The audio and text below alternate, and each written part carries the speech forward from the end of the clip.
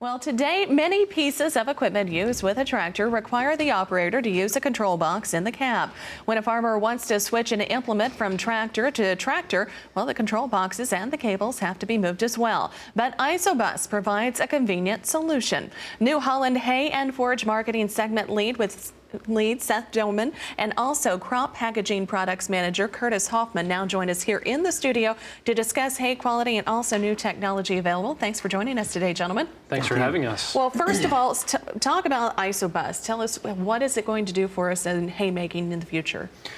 I think ISOBUS is part of the technology that will lead us to higher opportunity for hay quality. And when producers are looking for that higher quality, they're looking for technology, different tools, implements to get them to that higher quality of hay. And really, you know, high quality of hay is all about a science experiment. The faster that you can get that hay cut and into a bale, into storage, the more protein that is retained in that hay bale, in that crop you're cutting. And baling.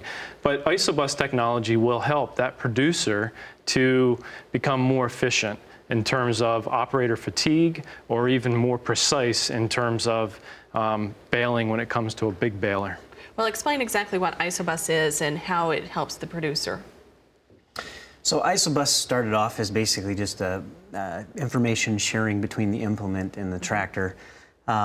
And that's ISOBUS 2. It's to basically reduce the number of monitors in the cab, because everybody was having one for the sprayer, one for the corn planter, etc.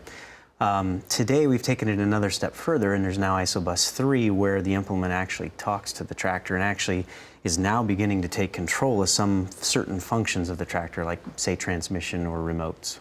That sounds pretty convenient. Yes, it's to definitely help fight fatigue in the cab, because everybody's spending more hours in the cab of the tractor, covering more acreages. So it kind of lends itself to that. Tell us more of the differences between ISOBUS 2 and 3. 2 basically just reads what the implement's telling it and displays it in the cab. ISOBUS 2 allows other brands to work with opposite brands. Whereas 3, now we're controlling like remotes in the cab of the tractor, or we're controlling the transmission. So at this point in time, you can't jump brands. So in other words, you'd need like a New Holland tractor on a New Holland round baler, for instance. In the future, will that change? Most likely everything is subject to change. But for the moment, if you want to run automated features, you need to have the same brand implement as you would tractor. So for somebody who is just purchasing their first ISOBUS, be it version 2 or 3 or 1, what can they expect to accomplish? How is it going to help them out, and where are they going to see the most difference? I guess what I would say, ISOBUS is certainly not just a baling function. It can come across a planter or an air seeder, but specifically with baling on round balers, the fatigue is where I think it comes into play, because the tractor now communicating, or the baler now communicating with the tractor specifically, it will tell the tractor, okay, it's time to dump a bale, and the operator just needs to cycle the forward neutral reverse lever, and away the tractor goes. So basically, when you're in a cab of tractor working 10, 12, 14 hours a day, without having to say, okay, now push the screen to dump the bale, okay, now it's time to wrap, whatever function you may be asking the tractor to do so that the baler operates in the way that you want it to, all of that now comes into a core function with ISOBUS 3, and the fatigue is definitely, less for the operator. If you've got less fatigue, you've also got more safety, so that's certainly a good thing. More safety for sure, and let's not forget about more time at home with the family.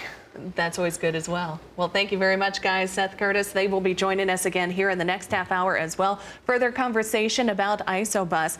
And when we sit back down with them, we'll learn more about how it can help make higher quality hay.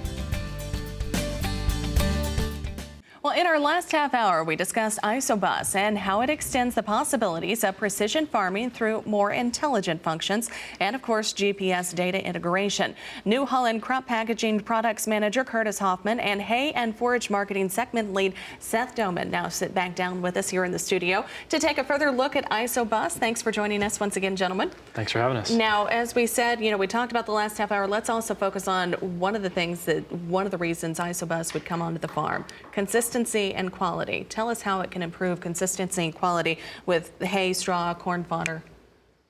Yeah, kind of like we mentioned before, it leads to uniform flakes, and when we get uniform flakes all throughout the bale, we get a uniform bale length. So you're getting more uniform product coming out of the baler, but you're also getting more product throughout the day coming through the baler because you're optimizing the feed, the throughput through the machine that you can get. And moreover, you're doing it at a fuel savings. What we've seen, and don't burn me at the stake if you don't get 4% fuel savings, but that's what we've seen on the average in hay and in straw applications. So there's savings all along the way, basically, if you choose to use ISOBUS 3. If you get that hay in a bale at the proper moisture, you don't have leaf shatter.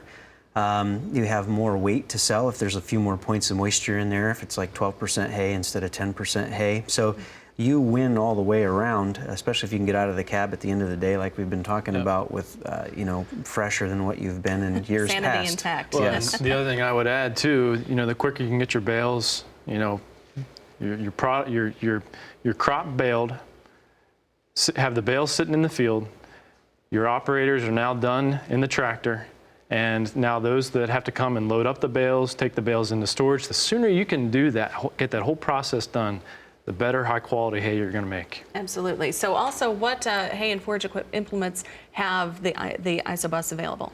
That's a good question. I mean, from the ISOBUS 3 perspective, more tractors are being ordered by customers today than ever that come with that ISOBUS 3 technology. It's new technology. Almost all tractors have ISOBUS 2, but more and more customers are ordering that ISOBUS 3.